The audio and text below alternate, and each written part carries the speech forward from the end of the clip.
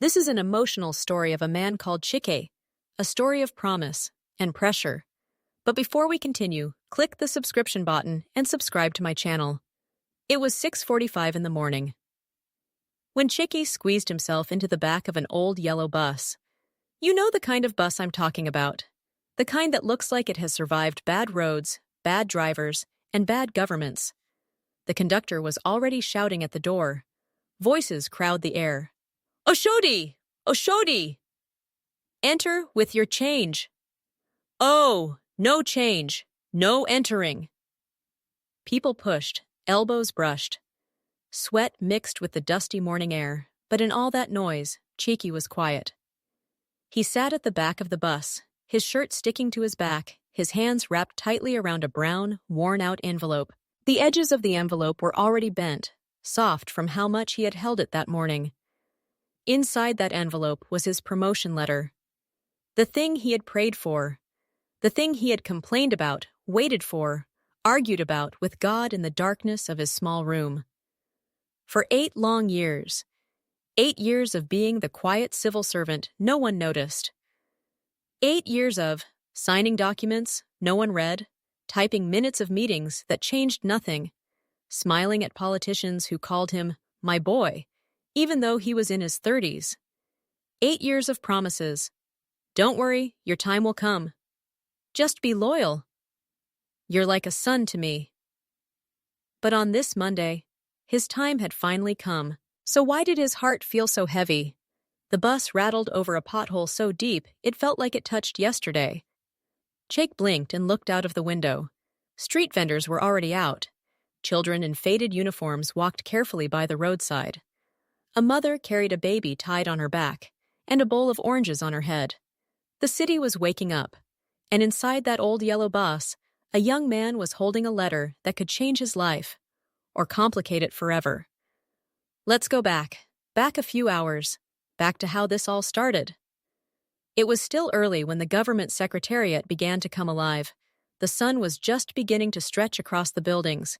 Cleaners moved around with long brooms, dragging dust from one corner to another. Security men leaned against the gates, arguing about football and politics. Posters of smiling politicians were everywhere, promising a better tomorrow, in bold, colorful lies. Inside one of the offices, Chike sat at his desk, fighting with his old computer. He pressed the power button. Nothing. Pressed again. The system coughed to life slowly, like an old generator that had seen too much. Before the screen had even fully lit up, his small Nokia phone vibrated on the table. He picked it up. A message. Honorable wants to see you, now. Signed, the secretary. His heart skipped. Honorable Odu, the man everyone respected, the man everyone feared, the man whose decisions could move you from tenant to landlord, or from staff to unemployed. Chike stood up slowly. He wiped his hands on his trousers. They were already sweating.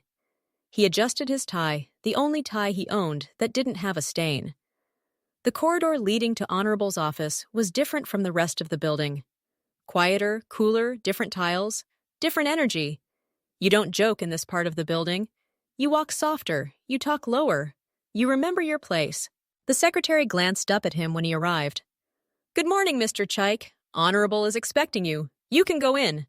He swallowed and nodded. He knocked gently on the door and walked in. Good morning, sir. Honorable Odu leaned back in his big chair, a small smile playing around his mouth.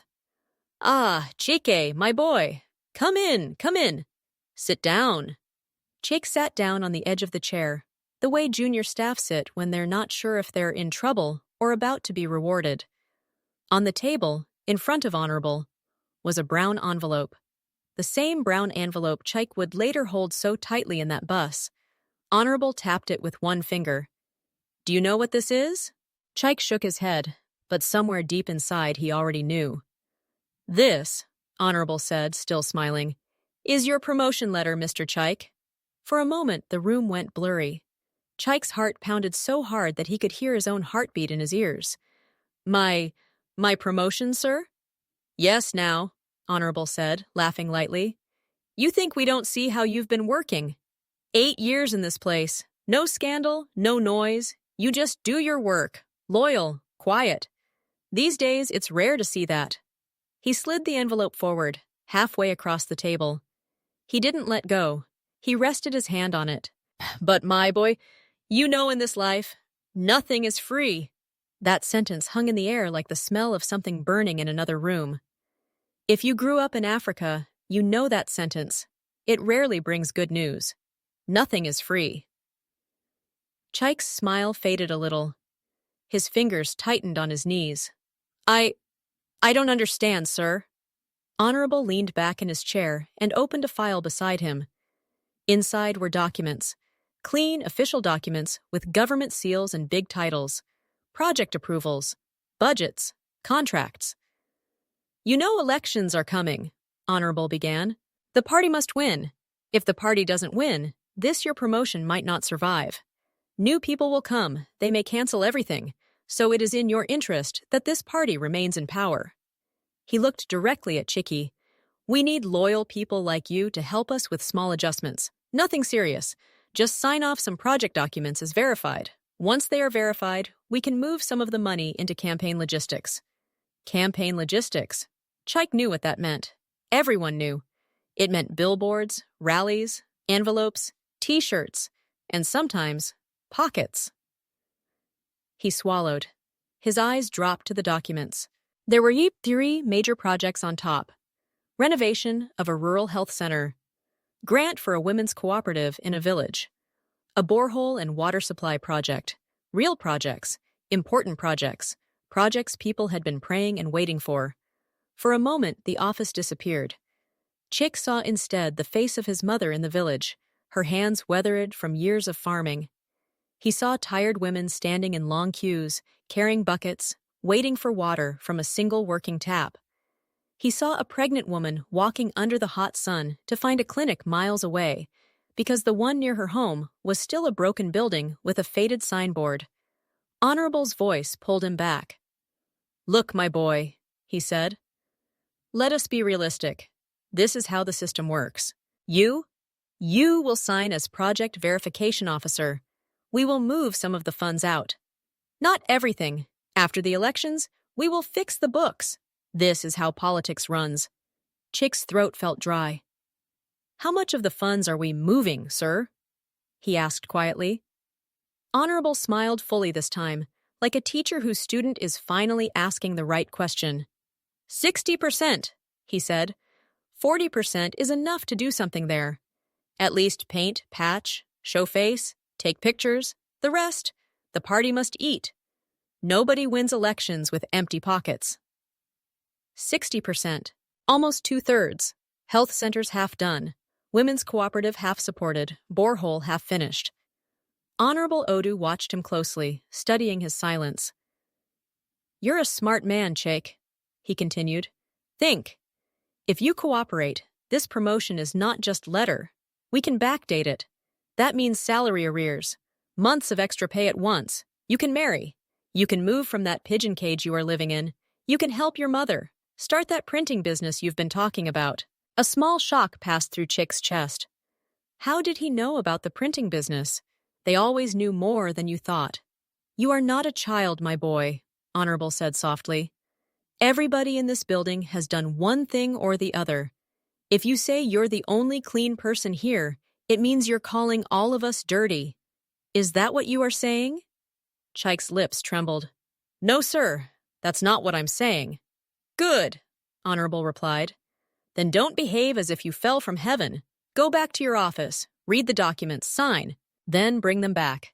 You have 1 week. After 1 week, we move. With or without you. He pushed the envelope a little further. Take your letter, he added. You have earned it, but whether it becomes active or just remains paper depends on how you play your role. Chike stood up slowly. Thank you, sir. He picked up the envelope. It felt heavier than it looked. He walked out of the office, down the corridor, past staff who greeted him and moved on with their own problems. On one side of his hand, he held a promotion letter. On the other side, he carried a silent ultimatum. Back at his desk, this office noise seemed distant. Phones rang, keyboards clicked. People laughed at something on their screens. But Chike sat still. He placed the brown envelope on the table and opened it carefully. Inside, there it was. His name, printed neatly. You are hereby promoted to Senior Administrative Officer. He read the line again and again, like a man tasting food slowly so it would last longer. He checked the effective date. He remembered Honorable's words. Backdate, salary arrears, extra cash. He imagined what that money could do.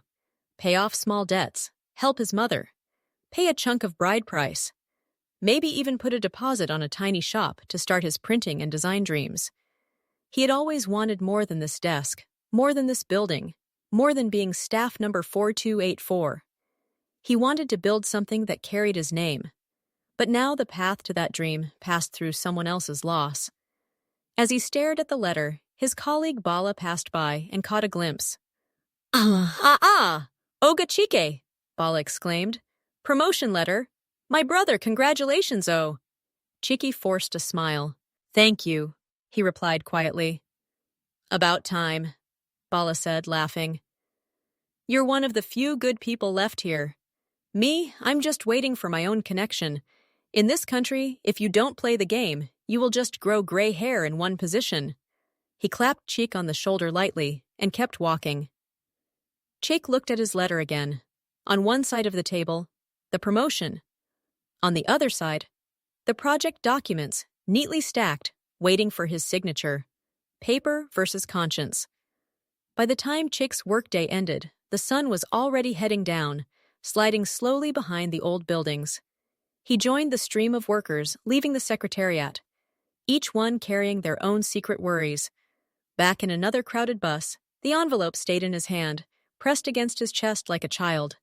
He didn't trust his bag. He didn't trust his pocket. He only trusted his grip. The ride home was long. The traffic was stubborn. People sighed. Drivers shouted. Hawkers knocked on the bus windows with gala and sachet water. But Chike's mind wasn't on the noise.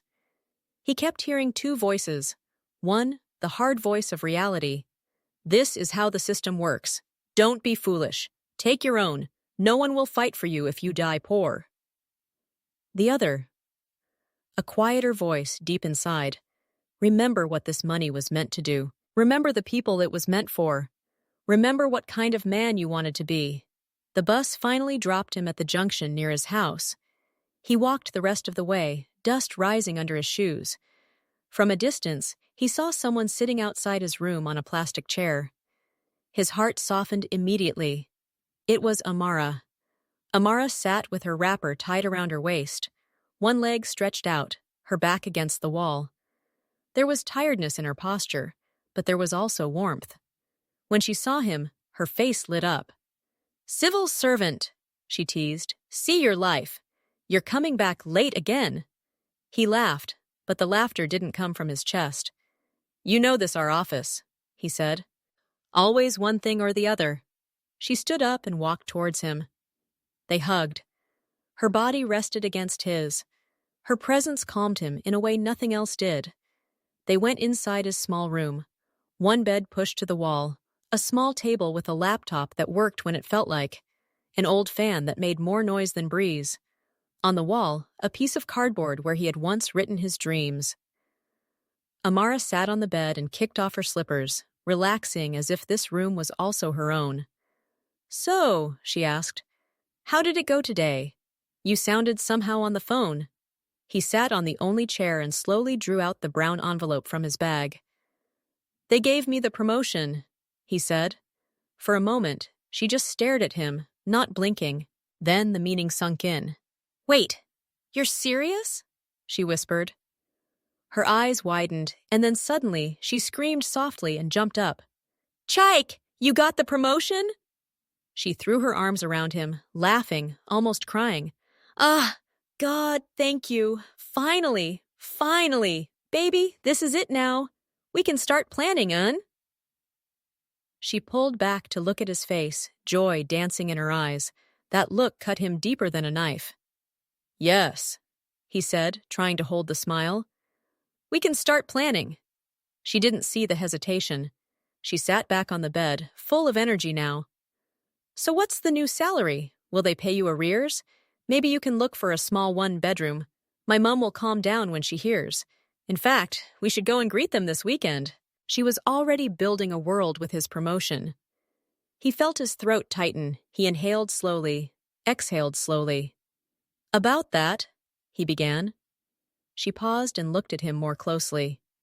Chike, she asked gently, are you not happy? He tried to laugh it off. I'm happy, just tired. It's been a long day. She folded her arms slowly, studying his face, her earlier excitement now mixed with concern. You know you can talk to me, she said. What is it? He looked at the envelope on the table. He thought of Honorable's office, the projects, the money, his name on those documents. They gave me the promotion, he said. But you know how this country is. Nothing is straightforward. She frowned slightly. What do you mean? He shifted in his chair. There are things they want me to do, he said carefully. Let's just say I'm supposed to cooperate, to support the party, sign some documents, look away while they move money that is not supposed to be moved. Amara went quiet. She had heard these stories many times. Now the story was sitting in front of her, wearing the face of the man she loved. What kind of documents? She asked quietly. He shook his head. I don't want to drag you into the details. Just know that the promotion is real, but the road to activating it is not clean. Silence fell between them. Sometimes silence in a relationship is not empty. It is full of questions, fears, calculations, memories. She looked down at her hands, then back at him. Chike, she began slowly, we've been together for 4 years. I have watched you go to work when you didn't even have transport. I've seen you borrow money just to send something small to your mother. I know your heart. You're a good man. Her voice trembled a little. But I'm also a woman, she continued. And in this society, everybody is watching my age like I'm bread on a shelf. Every time I go home, my mom asks the same question. What is Chike saying? Is he serious? Sometimes I don't even know what to tell her again. She wiped her eyes quickly. I don't want you to become like them, she said. But sometimes, I ask myself, is integrity a luxury only rich people can afford? Her question hung in the small room like smoke. He felt it, deep. He looked at her, then at the envelope, then at his own hands. I don't know what to do yet, he admitted softly. And that was the truth. He didn't know. He was standing between 2 roads, both of them hard. On one road, he would sign, collect, rise quickly, and carry the weight of stolen futures on his back. On the other road, he would refuse, remain where he was, and ask the people he loved to continue enduring.